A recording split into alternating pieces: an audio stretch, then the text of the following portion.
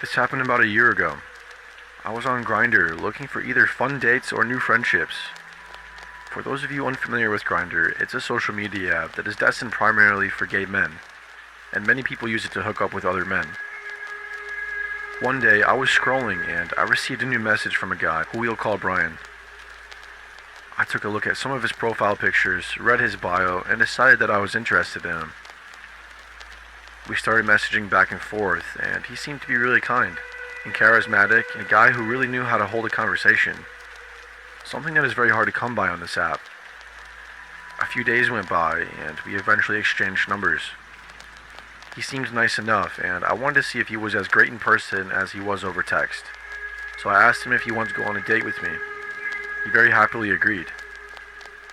So we get it scheduled. The plan was that I was going to drive to his place, pick him up, and we'd grab some lattes at my favorite local coffee shop. It was around 6 p.m., and I sent him a text message to tell him that I was leaving my house, to which he responded with a quaint, "I can't wait to meet you." I smiled at his supposed kindness.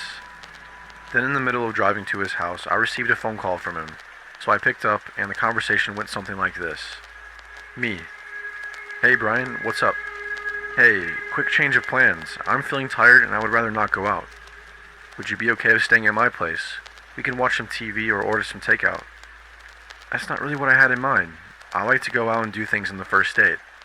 "Oh, don't be such a buzzkill. Just come over. I won't show you a bad time." As he spoke on the phone, I got a really strange feeling in my gut, like something was wrong about how he talked to me. Before I met him, I imagined his voice and inflections to sound a lot more lighthearted, because the way he texted was very whimsical and fun. But over the phone, he talked as if he was in a hurry, perhaps slightly frantic. However, despite my gut feeling, I decided that I would accept his offer. Maybe he was just tired or stressed from the workday. I pulled into his driveway and he greeted me at his door. He looked like his picture, and he was very handsome. He was wearing fashionable glasses, and his dark and straight hair contrasted with his light skin. When we go inside, I was greeted by one of his roommates, who was playing Dark Souls in the living room. I wanted to be polite, so I approached the roommate and introduced myself. I didn't want to come off as rude to Brian, in case this date ended up going really well. While I'm talking with his roommate, Brian calls my name and beckons me to walk inside his room. I politely excuse myself and follow Brian into his room. When I walked inside, I saw something straight out of a horror movie. Only this was real and right in front of me. There were candles lit all around, and when I got a closer look, I noticed that there were several altars scattered across the room. Effigies of ancient-looking figures, animal bones, jars with unidentifiable liquids inside, some sort of dagger next to a cat's skull. I don't remember all the altars, but I do remember a couple. One of them was on the floor, and there was a glass container that held some kind of yellow liquid with animal skulls surrounding the container. Another altar was on a shelf next to his bed, and this one had a few candles surrounding some kind of doll with its eyes sewn shut and its hands missing. Now that one was extra creepy and bizarre to me. A part of me was telling me to nope the hell out of there immediately, but I thought that maybe I was overreacting to someone's religious choices. I didn't know much about cult religion, so I didn't want to assume that this guy had any kind of malice planned. Plus, I can be a little reactive at times, so I decided to stay and go along with the ride. When we walked into his room, I wanted to calm my nerves, and because I have a really curious mind, I decided to ask Brian about what these altars were for. He told me that he'd tell me about them later. A weird response, but again, I brushed it off my shoulders, thinking that it might just be a bit eccentric. I can be a little weird too, I guess, so I try to be empathetic and understanding. Then, I point to one of the altars and ask about it. He frowns at me and scowls. "Don't touch that." His voice startled me. His intense inflections, paired with his angry expression, sent a lump straight to my throat, and I felt threatened. I was almost 4 feet away from the altar, not even close to touching it, and yet he just yelled at me, like a father yelling at his kid, to stop messing around at church.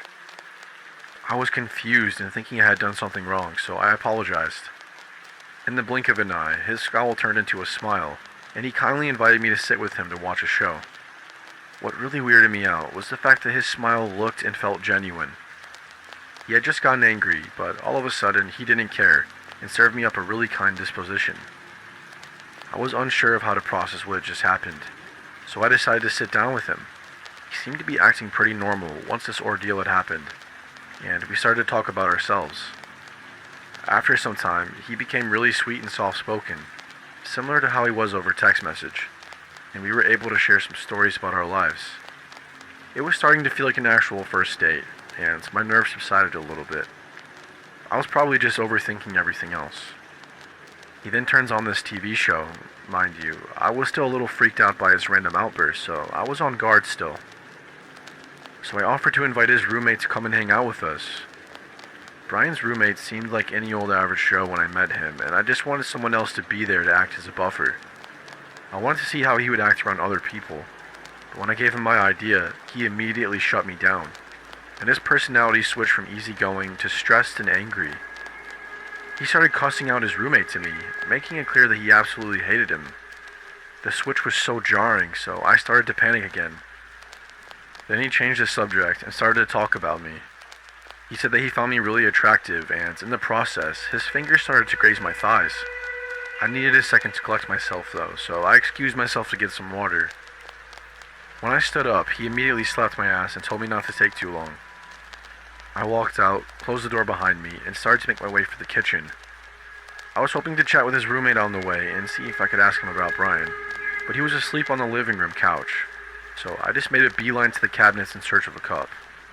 I thought about walking out and driving home because I didn't appreciate his sudden touchiness, but I started getting paranoid. He had all of those altars, and he didn't tell me what they were for. I've seen some horror films about the occult, and I truly had no idea what this guy was capable of. Yeah, he was sweet at times, but he was showing me some really aggressive behavior. Who's to say that this guy isn't able to put some kind of voodoo curse on me? Dramatic, I guess, but you can never really be sure. So I grabbed my water and cautiously headed back to his room. When I walked back inside, I saw him sitting on the couch with his legs crisscrossed and his eyes closed. When I approached him, I saw his mouth moving, but I didn't hear anything coming from it. Weirded out by this, I called his name, but he didn't respond. I called him a second time, and he opened his eyes, uncrossed his legs, and went back to watching the TV, without at all addressing what he was doing. What the fuck? I was getting really worried, but I did what I could to keep my cool. I didn't want to do anything to upset him or make him lose his cool. I sat next to him on the couch and we started talking. Once again, he was completely normal, unnervingly normal. It's like I was in the room with a real-life Dr. Jekyll and Mr. Hyde, except Brian was able to switch between them seamlessly. I needed to do something, but what the hell was I supposed to do? I couldn't call him out because he might lash out in some malicious way, but I also didn't want to stay because he was freaking me out. I just stayed and I tried to devise some kind of plan to get out of there without making him angry.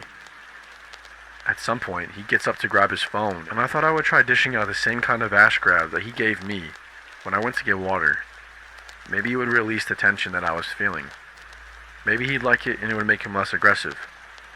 Regardless, I wanted to try something. I made my move and gave him a cheeky ass grab. Immediately, he turned around, swatted my hand away, and lunged at me. He had his hand curled up in a fist, and he flung it towards my face. His fist was inches away from making a connection with my right cheek, but he stopped mid-punch. In that moment, I saw that his eyes were wide open, and his facial expression was cold and emotionless. He was right in my face.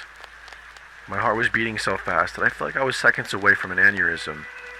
He was looking directly at me, and my eyes stared back. At that moment, I felt like the prey to his predator. Then he uncurled his fist, put his icy hands on both sides of my face, and started to squeeze, saying, "You're just so cute."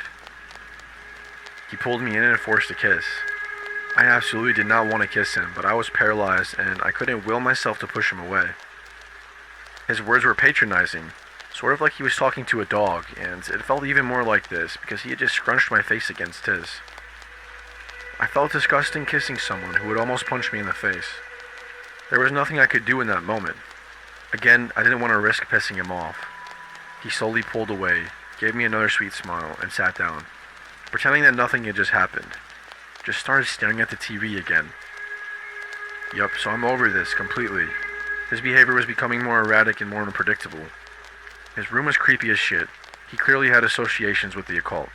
And frankly, he was scaring me.